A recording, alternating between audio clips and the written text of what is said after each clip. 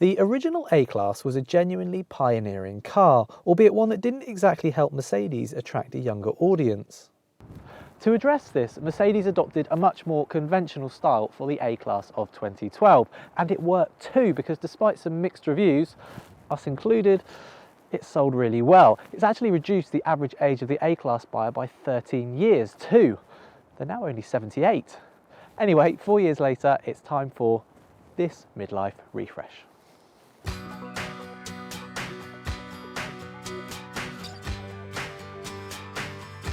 So on the outside, there's new lights, front and rear, along with, actually that's about it. No, wait, it's not, the badge. How could we forget the badge? You see, old models used to be CDI, now they're just D. Radical stuff, eh?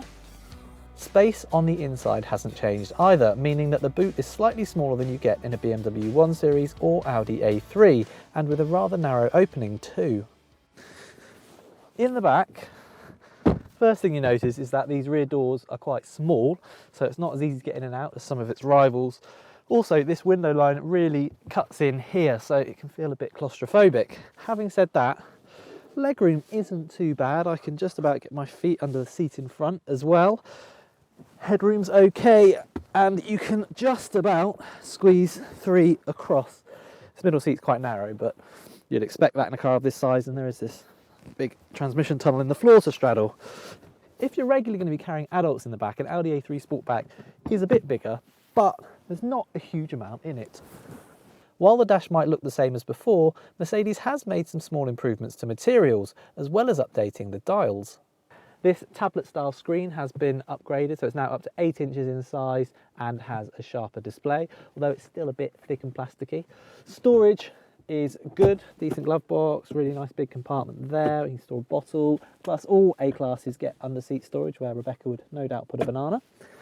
Plus, you get the steering wheel from the C-Class, which is all very good in terms of it looks nice and it's nice to hold, but I do wish they wouldn't put the OK button right up in this corner. Instead, it'd be much better in the middle.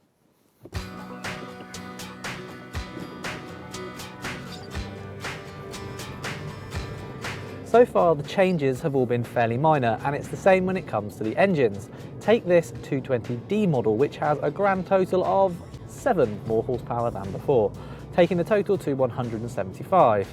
To be fair, it is a fairly brisk engine, although it does get noisy when you accelerate. Also, it says it does 70 miles per gallon in official fuel tests, but we've been getting about 40, although it should be noted that this car's got four-wheel drive, which knocks about 10 miles per gallon from the total.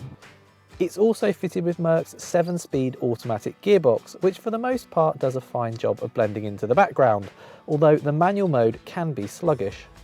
New for the facelifted A-Class is this dynamic select switch, which allows you to change between comfort, sport, individual and eco modes, thereby adjusting throttle response, steering weight, and if you've got the automatic gearbox, the gear shift points.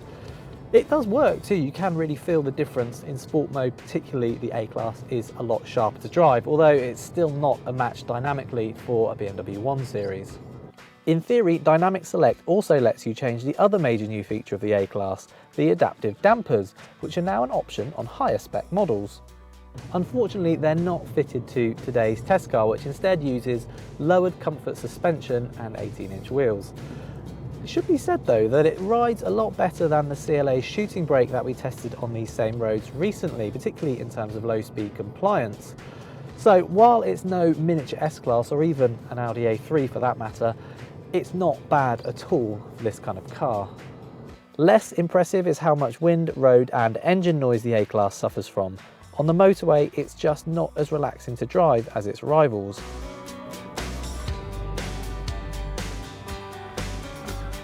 If all that appeals, then the good news is that while prices have increased by about £300, you do get a lot more equipment as standard, such as a reversing camera, leather-like material for the seats and more safety kit. This includes a safety alert device that makes sure you're paying attention between 37 and 124 miles an hour. Although, frankly, I think it'd be pretty hard not to pay attention doing 120 miles an hour in an A-Class. Mercedes has an excellent reliability record these days too, so the A-Class should be painless to run, and being a Mercedes, it will hold on to its value better than average. There's no doubt that this new A-Class is an improvement on the pre-facelift model, and that it will continue to attract new and younger buyers to the brand. However, it's still not as good to drive as a BMW 1 Series or as comfortable as an Audi A3, and it's not as spacious as either of them. Better? Yes. The best? Not quite. To subscribe to the Telegraph Cars YouTube channel, you'll be wanting to click up here, and to read detailed reviews of all the latest cars on sale at the Telegraph Cars website, click up here.